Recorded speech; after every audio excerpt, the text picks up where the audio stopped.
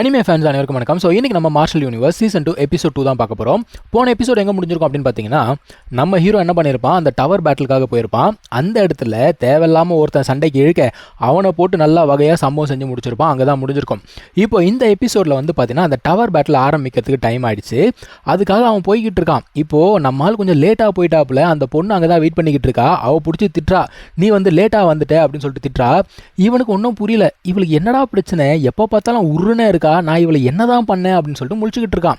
அந்த இடத்துல ரெண்டு டீமும் வெயிட் பண்ணிக்கிட்டு இருக்காங்க. ஸோ ஆப்போனன்ட் டீமுக்கு என்னன்னா, இப்போ இந்த டீமில் 2 பேர் கம்மியாக இருக்காங்கல்ல, என்னடா ஆட்கள் கம்மியாக இருக்காங்க அப்படின்னு சொல்லிட்டு யோசிச்சுட்டு இருக்காங்க. இந்த டீம்லேயே ஐயோ என்னடா இந்த ஜியூஏ வரலையா அப்படின்னு சொல்லிட்டு யோசிக்கிறாங்க. அப்போ 2 பேரும் உள்ளுக்குள்ளே வராங்கப்பா. இப்போது உள்ளே வந்த உடனே அந்த இடத்துல தான் அந்த ஜோ டாங் நின்றுட்டு இருக்கான். அவனை பார்த்த உடனே இவ சொல்கிறா, அவன் தான் வந்து 2 வாட்டி ஜெயிச்சிருக்கான், அவன்கிட்ட தான் நம்ம தோற்று போனோம் அப்படின்னு சொல்லிட்டு இருக்கா.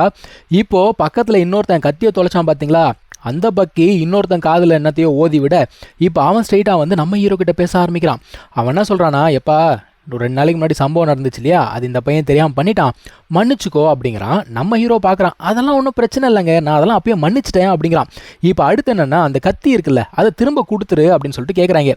எந்த கத்தி அப்படின்னு சொல்லிட்டு நக்கலாக கேட்குறான். அவனுக்கு கோவம் வந்தது, டே இங்கே பாரு இந்த மாதிரிலாம் பேசாத ஆவுன்னு கத்துறான். அதான் கேட்குறான், எப்பா அந்த கத்தியை தயவு செஞ்சு திரும்ப கொடுத்துரு அப்படின்னு கேட்டால் நம்ம ஹீரோ என்ன சொல்கிறான், நீ அதை எனக்கு கிஃப்டாக தானே கொடுத்துட்டு போனேன், அதெல்லாம் கொடுக்க முடியாது அப்படிங்கிறான். இப்போ இவனுங்க நம்ம ஹீரோ கிட்ட சண்டை போடலாம் அப்படின்னு சொல்லிட்டு எகிரிட்டு வர, அப்போ அந்த பொண்ணு குறுக்க வரா. அவன் என்ன சொல்கிறானா, இங்கே பாரு இவன் என் சிட்டியை சேர்ந்தவன் சரியா, இவன் கிட்ட நீ வம்பு பண்ண அப்படின்னா நான் கண்டிப்பாக வருவேன் அப்படின்னு சொல்கிறா. அவனுங்க பார்க்குறானுங்க, சரிம்மா நீயே உள்ளுக்குள்ளே வந்துட்ட, நாங்கள் இதுக்கு மேலே இதை பற்றி பேச மாட்டோம் அப்படின்னு சொல்லிட்டு வார்னிங் கொடுக்குறானுங்க. தம்பி இங்கே நல்லா பார்த்துக்கோ, நீ வந்து தேவையில்லாமல் எங்களை பகைச்சிக்கிற, இந்த டவர் பேட்டில் இருக்குது பார்த்தியா அது கொஞ்சம் டேஞ்சரஸு, ஸோ ஜாக்கிரதையாக இருந்துக்கோ அப்படின்னு சொல்லிட்டு போகிறானுங்க. இப்போது 2 மாஸ்டரும் அந்த இடத்துக்கு வராங்கப்பா. மாஸ்டருங்க வந்து நின்ன உடனே இந்த ஆப்போனண்ட்டில் இருக்கார்லே அவர் வந்து பார்க்குறாரு, என்னடா ஏதோ ஒரு புது பையனை கூட்டின்னு வந்திருக்கே அப்படிங்கிற மாதிரி கேட்குறாரு. ஆனால் மாஸ்டர் வந்து பார்த்தீங்கன்னா அதெல்லாம் ஒன்றும் பெருசாக கண்டுக்கல. இப்போ அவனுக்கு என்ன சொல்கிறானுங்க, நீ வந்து டவர் பேட்டில் ஸ்டார்ட் பண்ணு, டவரை ஓப்பன் பண்ணு அப்படிங்கிறாங்க. மனுஷன் வந்து பேச ஆரம்பிக்கிறார். அவர் லிட்டரலாக ஒரு அட்வைஸ் மாதிரி கொடுக்குறாரு. அவர் என்ன சொல்கிறாருன்னா, எப்பா டவர் பேட்டில் அப்படிங்கிறது உங்களுக்கு நல்லாவே தெரியும், யார் ஹையஸ்ட் லெவலுக்கு போய் அங்கே ரொம்ப நேரம் இருக்காங்களோ அவங்க தான் வின்னரு. நீங்கள் வந்து உள்ளுக்குள்ளே போனதுக்கப்புறமா உங்களோட ஸ்கில்ஸை வந்து எக்ஸ்சேஞ்ச் பண்ணிக்கோங்க, தேவையில்லாமல் சண்டை போட்டுட்டு இருக்காதீங்க அப்படின்னு சொல்லிட்டு இருக்காரு. அப்போ அந்த ஆப்போனன்ட் இருக்கார்ல அவர் என்ன சொல்கிறாரு, எப்பா போதும் நிப்பாட்டு, அதான் ஆல்ரெடி அவனுக்கு 2 வாட்டி வந்திருக்காங்கல்ல, இவங்களுக்கு எல்லாம் தெரியும், நீ டவரை ஓப்பன் பண்ணி தொலை அப்படிங்கிறாங்க. இவரும் பார்க்குறாரு, சரி ஓகேன்னு சொல்லிட்டு அந்த ஒரு டவரை ஓப்பன் பண்ணுறாரு. ஓப்பன் பண்ணி முடிச்சதுக்கப்புறமா அதுக்குள்ளே இருந்து ஒரு வேவ் ஆஃப் எனர்ஜி அப்படிங்கிறது வெளியில் வருதுப்பா. பயங்கரமாக இருக்குது. அதாவது மென்டல் ப்ரெஷர் வந்து பார்த்தீங்கன்னா வேறு லெவலில் இருக்குது. ஏன்னா இந்த டவரே வந்து பார்த்தீங்கன்னா மென்டல் எனர்ஜி அப்படிங்கிறத ப்ராக்டிஸ் பண்ணுறதுக்காக தான். ஸோ இப்போ இந்த டவர் பேட்டில் அப்படிங்கிறது அஃபிஷியலாக பிகின் ஆகிடுச்சு. ஆப்போனன்ட் டீம் வந்து வேகமாக உள்ளுக்குள்ளே போகிறாங்க. நம்ம டீமே அதை தொடர்ந்து என்ன பண்ணுறாங்கன்னா உள்ளுக்குள்ளே போக ஆரம்பிக்கிறாங்கப்பா. இப்போது உள்ளுக்குள்ளே போனதுக்கு அப்புறமா அந்த இடத்துல வந்து ஒரு பீம் ஆஃப் லைட் மாதிரி போகுது. அந்த ஒரு லைட் வந்து அதில் போனோடனே அது மேலே கொண்டு போகுது. இப்போ நம்ம ஹீரோ அப்படியே பார்த்துக்கிட்டே இருக்கான். அவன் உள்ளுக்குள்ளே போகலாம் அப்படின்னு பார்க்கும்பொழுது அங்கே இருக்கக்கூடிய எனர்ஜி வந்து பார்த்தீங்கன்னா இவனுக்குள்ளே தானாகவே வர ஆரம்பிக்குது. இப்போது வெளியில் வந்து பார்த்தீங்கன்னா இவங்க ஒரு ஹாலோகிராம் மாதிரி வச்சுக்கிட்டு அதில் யார் யார் எங்கே போகிறாங்க அப்படின்னு சொல்லிட்டு பார்த்துட்டு இருக்காங்க.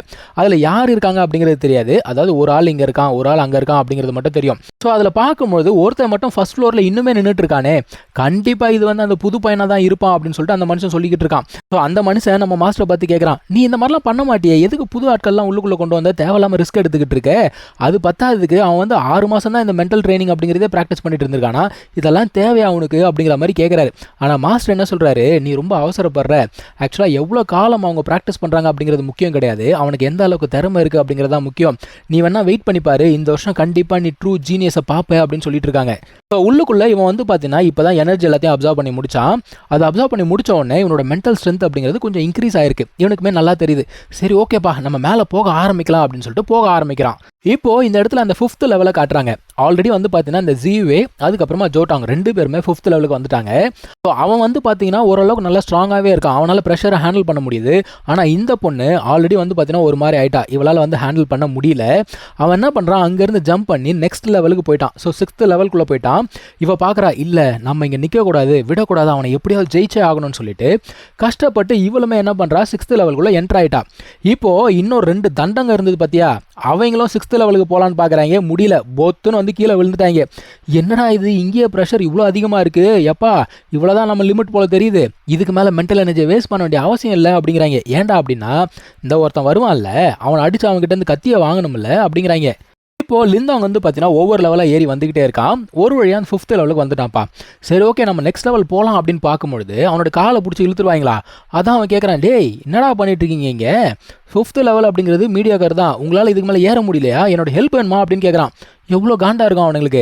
அதான் அவனுக்கு சொல்கிறானுங்க, தம்பி நீ ஓவராக பேசுகிற, இங்கே பாரு உனக்கு அப்பயே வார்னிங் அப்படிங்கிறத கொடுத்தோம், நீ தான் கேட்கல அப்படிங்கிறாங்க. அதான் அவன் கேட்குறான், என்னடா வேணும் உங்களுக்கு, கத்திக்கு தானே இவ்வளோ பிரச்சனை பண்ணிட்டு இருக்கீங்க அப்படிங்கிறான். இங்கே பார் சுற்றி வளர்த்தலாம் நாங்கள் பேச மாட்டோம் சரியா, உனக்கு ஒரு ஆஃபர் தரேன், நீ ஒழுங்காக அந்த கத்தியை திரும்பி கொடுத்துட்ட அப்படின்னா அதுக்கு காம்பன்சேஷனாக உனக்கு 20,000 ஸ்டோன்ஸ் நான் கொடுக்குறேன் அப்படிங்கிறான். அது மட்டும் இல்லாமல் அந்த காசை வாங்கிட்டு அவன் என்ன பண்ணுமா, டவர்லேருந்து வெளியில் போயிடணுமா, அது பத்தாதுக்கு முட்டி போட்டு இவங்ககிட்ட மன்னிப்பு கேட்கணுமா. இவன் எப்படி ஒத்துப்பான் பாருங்க, இவனாவது ஒத்துக்கிறதாவது, வாய்ப்பே கிடையாது போங்கடா அப்படிங்கிறான். சரின்னு சொல்லிட்டு வேற வழி இல்லாமல் இப்போ என்ன பண்ணுறானுங்க, சண்டை அப்படிங்கிறத போட ஆரம்பிக்கிறானுங்க. ஸோ 2 பேர் இருக்கானுங்க இல்லையா, 2 பேருமே என்ன பண்ணுறானுங்க, ஒரு சைட்லேருந்து அட்டாக் பண்ணுறானுங்க. இவன் கூட சண்டை போடும்போது தான் இவனுங்களுக்கு தெரியுது இவன் எந்த அளவுக்கு ஸ்ட்ராங்காக இருக்கான் அப்படிங்கிறது. ஸோ இவனுக்கு என்ன முடிவு பண்ணுறானுங்க, 2 பேரோட எனர்ஜியை வந்து ஃபியூஸ் பண்ணி சண்டை போடலாம் அப்படின்னு சொல்லிட்டு பார்க்குறானுங்க. இப்போ இவங்களோட அட்டாக் வந்து பயங்கர ஸ்ட்ராங்காகவே இருக்குது. நம்ம ஹீரோ என்ன யோசிக்கிறான், ஆஹா இவங்களை நம்ம தப்பாக குறைச்சி எடை போட்டுட்டோமே அப்படின்னு சொல்லிட்டு யோசிச்சுட்டு இருக்கான். அந்த நேரத்தில் என்ன நடக்குது, இவனோட அந்த சீல் வந்து ரியாக்ட் ஆக ஆரம்பிக்குது. அது என்ன பண்ணுது, அந்த ஒரு வெப்பனில் இருக்கக்கூடிய மொத்த எனர்ஜியும் அப்சர்வ் பண்ணிடுச்சு. இது பத்தாததுக்கு அவங்களோட எனர்ஜியுமே சேர்த்து அப்சர்வ் பண்ணிட்டான்.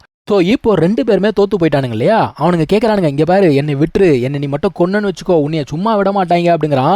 அதுக்கு நம்ம ஹீரோ சொல்கிறான், இது கொல்றதா, ஐயோ உங்களை நான் கொல்லலாம் மாட்டேன்ப்பா அப்படிங்கிறான். வேறு என்னடா வேணும் அப்படின்னா 50,000 ஸ்டோன்ஸ் அப்படிங்கிறத கேட்குறான். இது 50,000 ஸ்டோன்ஸா, என்னடா எங்ககிட்ட இருந்து திருட பார்க்குறியா நீ அப்படிங்கிறாங்க. இப்போ கீழே இவங்க வந்து ஹாலோகிராமில் பார்த்துட்டு இருக்காங்க. 2 பேர் 6th லெவல் போயாச்சு. ஸோ இவருக்கு கான்ஃபிடன்ஸ் என்ன அப்படின்னா கண்டிப்பாக ஜோடாங் போயிருக்கான், அண்ட் இன்னொன்று வந்து கண்டிப்பாக ஜியூவே தான் அப்படின்னு சொல்லிட்டு இருக்காங்க. அப்போ இவங்க 2 பேருக்கு தான் இந்த வருஷமும் போட்டியா அப்படின்னு சொல்லிட்டு பேசிட்டு இருக்காங்க. அந்த டைம்ல மாஸ்டர் என்ன சொல்றாரு, இல்ல வெயிட் பண்ணு, நம்ம எதிர்பார்க்காத விஷயம் ஏதாவது கடைசி நிமிஷத்துல நடக்கும் அப்படின்னு சொல்லிட்டு இருக்காரு. இங்க உள்ளுக்குள்ள லிந்தாங் என்ன தெரியுமா பண்ணிக்கிட்டு இருக்கான், அவங்க கிட்ட காசையும் வாங்கிட்டான், அது பத்தாததுக்கு அந்த கத்தியுமே வேற எடுத்துக்கிறான். அவன் சொல்றான், எப்பா கிஃப்ட்டுக்கு ரொம்ப நன்றி, எப்படியோ உங்க லிமிட் அவ்வளவுதான், 5th லெவலுக்கு மேல நீ தாண்ட மாட்டேன், ஆனா ஏன் லிமிட் அப்படி இல்லைல்ல, நான் மேலே போறேன் அப்படின்னு சொல்லிட்டு அடுத்த லெவலை நோக்கி போக ஆரம்பிக்கிறான். இங்க தான் இந்த ஒரு எபிசோட் முடியுதுங்க. நம்ம அடுத்த எபிசோட்ல மீட் பண்ணலாம். தேங்க்யூ ஸோ மச் ஃபார் வாட்சிங், டேக் கேர், பை.